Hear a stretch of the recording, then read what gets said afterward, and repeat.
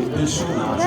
সৃষ্টি শ্রী মেলা তো সবই হাতের কাজ, যত রকমের হাতের কাজ আছে সব। মামনি দাস বাবুল বলে একজন মানুষ, তিনি গান গাইছেন আর রবি ঠাকুর তার পাশ দিয়ে বেরিয়ে গেছে। যেতে যেতে যেতে যেতে মামনি দাস বাবুলের সেই গানের সুর রবি ঠাকুরের কানে যখন আসে, তখন তিনি মুগ্ধ হয়ে সেখানে দাঁড়িয়ে যান। কে এখন গাইছে এত সুরেলা গান, এত মিঠা গান? তিনি দাঁড়িয়ে দাঁড়িয়ে পুরো গানটা শোনেন। মামনির সেই গান শুনে রবি ঠাকুর বাড়ি ফিরে আসেন এবং বাড়ি ফিরে এসে মামনি দাস বাবুলের সেই গানের সুর থেকে মাথায় নিয়ে লিখে ফেলেন একটি গান। প্রথমে আমরা গাইব মামনি দাস বাবুলের সেই গানটি, তারপর আপনাদের বলতে হবে যে এই সুরে রবি ঠাকুর কোন গানটি লিখেছেন।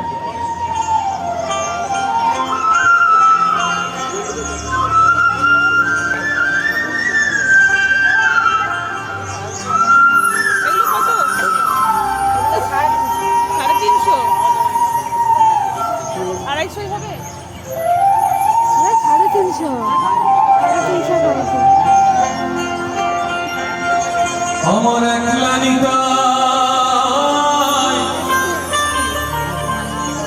ওহো আমার একলা নিতাই, আমার একলা নিতাই, একলা নিতাই, একলা নিতাই, একলা নিতাই, হরি নাম দিয়ে জগৎ মাতালে